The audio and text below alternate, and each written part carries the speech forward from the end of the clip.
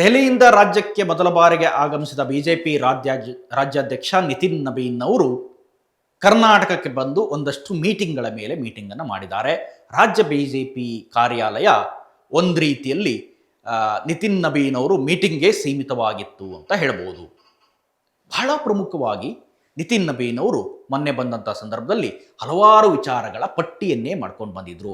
ಜಗನ್ನಾಥ ಭವನದಲ್ಲಿ ನಡೆದಂಥ ಮೀಟಿಂಗ್ನಲ್ಲಿ BJP ರಾಜ್ಯಾಧ್ಯಕ್ಷರಿದ್ದರು, B Y. Vijayendra ಅವರು, ಆರ್ ಅಶೋಕ್ ಅವರಿದ್ದರು, ನಾರಾಯಣ ಸ್ವಾಮಿ ಅವರಿದ್ದರು, ಅರವಿಂದ್ ಬೆಲ್ಲದಿದ್ದರು, ಸುನಿಲ್ ಕುಮಾರ್ ಇದ್ದರು, ಹಲವು ಪ್ರಮುಖರು ಈ ಮೀಟಿಂಗ್ನಲ್ಲಿ ಇದ್ದರು. ಮೀಟಿಂಗ್ನಲ್ಲಿ ಇದ್ದಂಥ ಸಂದರ್ಭದಲ್ಲೇ ರಾಜ್ಯ ನಾಯಕರಿಗೆ ಅತ್ಯಂತ ಮೃದು ಶಬ್ದಗಳಲ್ಲೇ ಬಿಜೆಪಿ ಅಧ್ಯಕ್ಷರು ಚಾಟಿಯನ್ನು ಬೀಸಿದರು ಅಥವಾ ಅವರಿಗೆ ಕ್ಲಾಸನ್ನು ತೆಗೆದುಕೊಂಡ್ರು ಅನ್ನೋದು ಗೊತ್ತಾಗ್ತಾ ಇದೆ. ಬಹಳ ಪ್ರಮುಖವಾಗಿ ಏನಿದೆ ಅಂತಂದರೆ, ಆಡಳಿತಾರೂಢ ಕಾಂಗ್ರೆಸ್ಸನ್ನು ಟೀಕಿಸೋದರಲ್ಲಿ ಅಥವಾ ಆಡಳಿತಾರೂಢ ಕಾಂಗ್ರೆಸ್ನ ವೈಫಲ್ಯಗಳನ್ನು ಎತ್ತಿ ತೋರಿಸೋದರಲ್ಲಿ ಬಿಜೆಪಿ ನಾಯಕರು ಎಡವುತ್ತಾ ಇದ್ದೀರಿ. ಅವರನ್ನು ಹಣಿಯೋದರಲ್ಲಿ ಅಥವಾ ಕಟ್ಟಿ ಹಾಕೋದ್ರಲ್ಲಿ ನೀವು ಸೋಲ್ತಾ ಇದ್ದೀರಿ. ನಿಮ್ಮಲ್ಲೇ ಒಗ್ಗಟ್ಟಿಲ್ಲ, ನಿಮ್ಮಲ್ಲೇ ನಾಯಕರದು ಅತ್ತೊಂದು ಮುಖ ಎಲ್ಲ ಆಗಿದ್ದಾವೆ. ಸಿ ಟಿ ರವಿ ಅವ್ರದ್ದೊಂದು ಕಡೆ, ಪ್ರತಾಪ್ ಸಿಂಹ ಅವರೊಂದು ಕಡೆ, ವಿಜಯೇಂದ್ರ ಅವ್ರ ಮುಖ ಇನ್ನೊಂದು ಕಡೆ, ಪ್ರೀತಮ್ ಗೌಡ ಏನೋ JDSಗೆ ಹೋಗ್ತಾರೆ ಅಂತ ಮತ್ತೊಂದು ಕಡೆ, ಹೀಗೆ ಯಾವುದೇ ನಾಯಕರ ನಡುವೆಯೂ ಕೂಡ ಒಗ್ಗಟ್ಟಿನ ಸೂತ್ರ ಇಲ್ಲ ಅನ್ನೋದನ್ನು ಹೇಳಿದರು. ರಾಜ್ಯ ಕಾಂಗ್ರೆಸ್ಸನ್ನು ಹಣಿಬೇಕು ಅಂದರೆ ನೀವೆಲ್ಲ ನಾಯಕರು ಕೂಡ ಒಟ್ಟಾಗಬೇಕು. 2028ರ ಚುನಾವಣೆಗೆ ನೀವೇನಾದರೂ ಗೆದ್ದು ಬಿಡ್ತೀವಿ ಅಂತ ನಿಮ್ಮ ಮನಸ್ಸಲ್ಲಿ ಅಂದ್ಕೊಂಡಿದ್ರೆ ಅದು ಖಂಡಿತ ತಪ್ಪು. ಗ್ರೌಂಡ್ ಲೆವೆಲಲ್ಲಿ ವರ್ಕ್ ಮಾಡದೆ ನೀವು ಯಾವ ಕಾರಣಕ್ಕೂ ಕೂಡ ಗೆಲ್ಲೋಕೆ ಸಾಧ್ಯ ಇಲ್ಲ ಅನ್ನೋ ಮಾತನ್ನು ನಿತಿನ್ ನಬೀನ್ ಹೇಳಿದ್ರಂತೆ. ಬಹಳ ಮೃದು ಶಬ್ದಗಳಲ್ಲಿ ನಾಯಕರಿಗೆ ಒಂದಾದ ಮೇಲೆ ಒಂದು ಚಾಟಿ ಬೀಸುವ ಕೆಲಸವನ್ನು ಮಾಡಿದ್ದಾರೆ. ಅದು ಆರ್ ಅಶೋಕ್ ಅವರಿಗೂ ಹೌದು, ಪಕ್ಷ ನಾಯಕ ಆರ್ ಅಶೋಕ್ ಅವರಿಗೂ ಚಾಟಿ ಬೀಸಿದ್ರು, ಅಧ್ಯಕ್ಷರಿಗೂ ಬಿ.ವೈ. ವಿಜಯೇಂದ್ರ ಅವರಿಗೂ ಚಾಟಿ ಬೀಸಿದ್ರು, ನಾರಾಯಣ ಸ್ವಾಮಿ ಅವರಿಗೂ ಚಾಟಿ ಬೀಸಿದ್ರು. ಪ್ರತಿಯೊಬ್ಬರಿಗೂ ಕೂಡ ಅತ್ಯಂತ ಮೃದುವಾಗಿಯೇ ತಾನೇನು ತಿಳಿಸಬೇಕು ಅದನ್ನು ತಿಳಿಸಿ ಹೋಗಿದ್ದಾರೆ. ಇದಕ್ಕಿಂತ ಮೊದಲೇ ಏರ್ಪೋರ್ಟ್ಗೆ ಹೋಗಿ ನಾಯಕರು ಅವ್ರನ್ನೆಲ್ಲ ಸ್ವಾಗತ ಮಾಡ್ಕೊಂಡ್ಬಂದರು. ಅದಾದ ನಂತರ BS ಯಡಿಯೂರಪ್ಪ ಅವರ ಜೊತೆ 1-to-1 ಮೀಟಿಂಗ್ನಲ್ಲಿ ಹಲವು ವಿಚಾರಗಳನ್ನು ಅವ್ರ ಮನೆಗೆ ಹೋಗಿದ್ದರು. ಬ್ರೇಕ್ಫಾಸ್ಟನ್ನು ಅವರು ಮನೇಲೇ ಸವಿದ್ರು.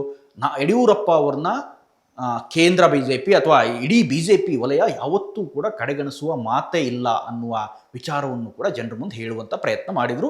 ಇದರ ನಡುವೆ ತಾವೇ ಸ್ವತಃ ಕರ್ನಾಟಕ ರಾಜಕಾರಣವನ್ನು ಅಥವಾ ಈ SIR ವಿಚಾರದಲ್ಲಿ ತಾವೇನು ನಿಲುವಿರಬೇಕು, ನೀವೇನೇನು ಕ್ರಮವನ್ನು ಕೈಗೊಳ್ಳಬೇಕು, ಎಲೆಕ್ಷನ್ ನಡೆಸುವಾಗ ಯಾವ ರೀತಿ ನಾವನ್ನು ಕ್ಯಾಂಪೈನ್ ಮಾಡ್ತೀವಲ್ಲ ಆ ರೀತಿ ಕ್ಯಾಂಪೈನ್ ಆಗಬೇಕು. ಯಾವುದೇ ಕಾರಣಕ್ಕೂ ಕೂಡ ಕಾಂಗ್ರೆಸ್ ಏನೇನು ತಂತ್ರವನ್ನು ಮಾಡುತ್ತಾ ಅದಕ್ಕೆ ತಕ್ಕಂಥ ಪ್ರತಿತಂತ್ರವನ್ನು ನೀವು ಮಾಡೋದರಲ್ಲಿ ಸೋಲ್ಬಾರ್ದು ಅನ್ನೋ ಮಾತು ಹೇಳಿದರು. ಇನ್ನೂ ಮುಖ್ಯವಾಗಿ 2 ವಿಚಾರವನ್ನು ಹೇಳಿದರು. ಯಾವ ರೀತಿ ಕೆಲಸ ಮಾಡಬೇಕು ಅಂತಂದರೆ, ಏನೀಗ ನಾವು ಬಂಗಾಳ ಎಲೆಕ್ಷನ್ ಮಾಡಿದ್ವಲ್ಲ, 15 ವರ್ಷದ ಮಮತಾ ಕಟ್ಟಿದ ಕೋಟೆಯನ್ನು ಹೆಂಗೆ ಕೆಡವು ಹಾಕಿದ್ವಿ ಆ ರೀತಿ ಕೆಡವಬೇಕು ಅಂತಂದರೆ ನೀವು ಬಂಗಾಳದಲ್ಲಿ ನಾವು ನಡೆಸಿದಂಥ ಸ್ಟ್ರಾಟಜಿಯನ್ನು ಮಾಡಬೇಕು.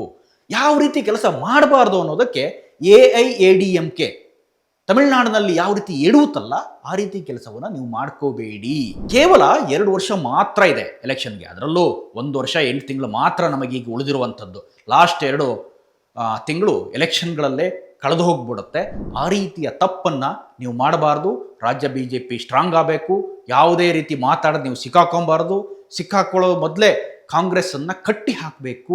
ಎಲ್ಲ ನಾಯಕರು ಒಂದಾಗಿ ಹೋಗಬೇಕು ಅನ್ನುವ ಸಂದೇಶ ಅನ್ನೋದಕ್ಕಿಂತ ಚಾಟಿ ಅಂತಲೇ ಕರಿಬೇಕದನ್ನು, ಆ ಚಾಟಿಯನ್ನು ಬೀಸುವ ಕೆಲಸವನ್ನು ಬೀಸಿ ಹೋಗಿದ್ದಾರೆ. ಇದಿಷ್ಟು ಈ ಕ್ಷಣದ ಅಪ್ಡೇಟ್ಸ್. ಇಂಥದ್ದೇ ಮತ್ತಷ್ಟು ಕಂಟೆಂಟ್ಗಾಗಿ ನೋಡ್ತಾ ಇರಿ ಸುಮನ್ TV ಕನ್ನಡ.